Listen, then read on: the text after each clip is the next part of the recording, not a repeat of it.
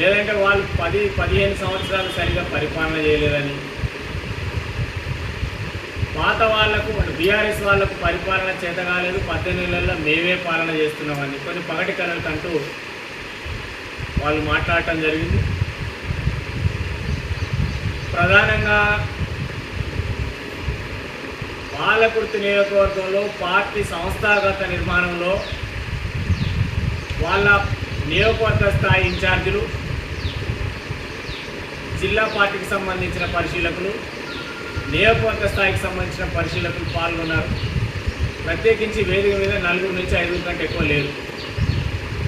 మరి పార్టీ సంస్థాగత నిర్మాణంలో నీ కష్టకాలంలో పార్టీలో ఉన్నటువంటి మండలాధ్యక్షులు నీ పార్టీలో నీ పక్కన నీ వేదిక మీద కూర్చోవడానికి అర్హులు కాదా? నీ పార్టీలో ఉన్న ప్రోటోకాల్ ఉన్న డీసీసీబీ డైరెక్టర్లు కావచ్చు, డీసీసీబీ వైస్ చైర్మన్ కావచ్చు, బ్లాక్ కాంగ్రెస్ అధ్యక్షులు కావచ్చు, యువజన కాంగ్రెస్ అధ్యక్షులు కావచ్చు, మహిళా విభాగానికి సంబంధించిన వాళ్ళు కావచ్చు, యువజన విభాగానికి సంబంధించిన వాళ్ళు మీ వేదిక మీద కూర్చోవడానికి అర్హులు కాదా? కాంగ్రెస్ పార్టీ అంటేనే అందరికీ తెలుసు అది నియంత పాలన.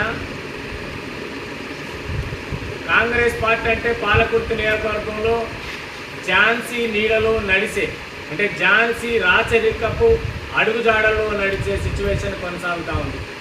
ఇది ఒక సంస్థానం అనుకుంటుంది ఆమె. పాలకుర్తి నియోజకవర్గం అంటే ఇది ఝాన్సీ సంస్థానం, ఇది ఎట్లా చెప్తాక నడవాలి, నేను చెప్పిన విధంగా ప్రజలు ముందుకు పోవాలి, లేదంటే నాయకులు ముందుకు పోవాలి, ఇది నా ఆధీనంలో ఉంది, నేనే దీని సంస్థానాలు తీసుకురాలనే ఫీలింగ్లో ఆమె ఉంది. అట్లాంటి పగటి కళలు కనొద్దనేది మాత్రం మేము చెప్తాము. ప్రజాస్వామ్యమైనటువంటి దేశంలో, ప్రజలు ఎన్నుకున్నటువంటి దేశంలో ప్రజానాయకులే దీనికి జవాబుదారీగా ఉండాలి తప్పితే ఎవరు కాదు. మేము గత 18 నెలలుగా చెప్పాము, అంతకుముందు ఆమె వచ్చినప్పుడు చెప్పాము, మీరు పాలకుర్తి నియోజకవర్గంలో ఎన్నికలలో పోటీ చేయాలంటే భారత పౌరసత్వం తీసుకొని ఇక్కడ పోటీ చేయాల్సిన అవసరం ఉన్నది.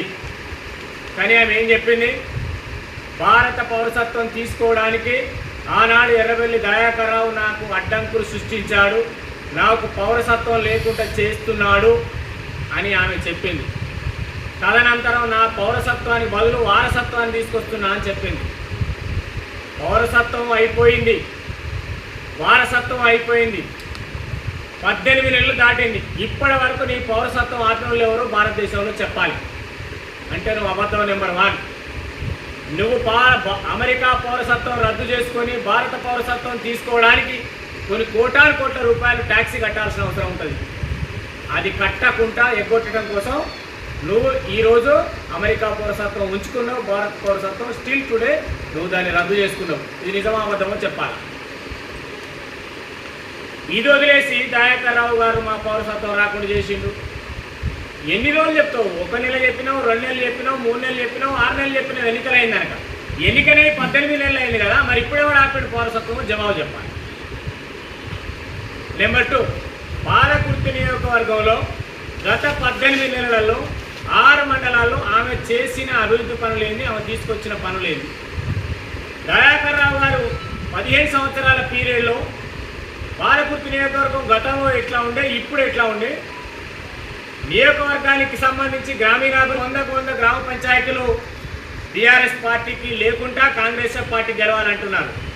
మేము చెప్తున్నాం, ఎవరైతే మీ పార్టీలో నిన్న పాలకుర్తిలో మీటింగ్ జరిగిన దగ్గర ముందు వరుసలో కూర్చున్నటువంటి నాయకులు రేపు మీ పార్టీని స్థానిక ఎన్నికల్లో పొందబెట్టడానికి సిద్ధంగా ఉన్నారు, గుర్తుపెట్టుకోండి. ఎవరైతే మీరు నిన్న మొన్న మా దగ్గర ఉన్న వాళ్ళను ప్రలోభాలు పెట్టి వాళ్ళు గాబరా ఉంటే మీరు గాలం వేసి గుంజుకొని నానా రకాలుగా వాళ్ళను ప్రలోభాలకు భయభ్రాంతులకు గురి చేసి తీసుకున్నారో వాళ్ళే రేపు ఖచ్చితంగా మీ స్థానిక ఎన్నికలలో కాంగ్రెస్ పార్టీని పొందబెట్టడానికి వాళ్ళే సిద్ధంగా ఉన్నారు. మీరు గుర్తుపెట్టుకోవాల్సినటువంటి అవసరం ఉన్నది మీకు తెలియజేస్తున్నాం. అట్లనే మరి ఈ మధ్యకాలంలో టీఆర్ఎస్ పార్టీ మీటింగ్ జరిగింది ఎలకతుర్తిలో. కనీ విని ఎరగని రీతిలో ప్రజలు వచ్చారు అక్కడికి. అద్భుతంగా విజయవంతమైందని మేధావులు, జర్నలిస్టు మిత్రులు, రైతులు, వ్యాపారవేత్తలు, జ్ఞానం ఉన్నటువంటి సమాజంలో ప్రతి పౌరుడు కూడా టీఆర్ఎస్ పార్టీ అద్భుతంగా మీటింగ్ చేసింది. ప్రజలు మంచిగా వచ్చారు. కేసీఆర్ గారు ఉపన్యాసం బాగా ఉంది.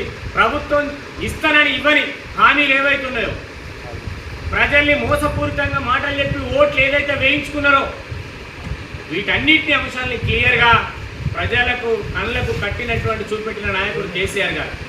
మరి ఇన్ని గంటలు ఒకే ఒక నాయకుడి కోసం ఎదురు చూసినట్టే చరిత్రలో ఎక్కడా లేదు. ఆ అద్దంకి దయాకరో మరి అది ఎడ్డి దయాకరో నాకు తెలియదు.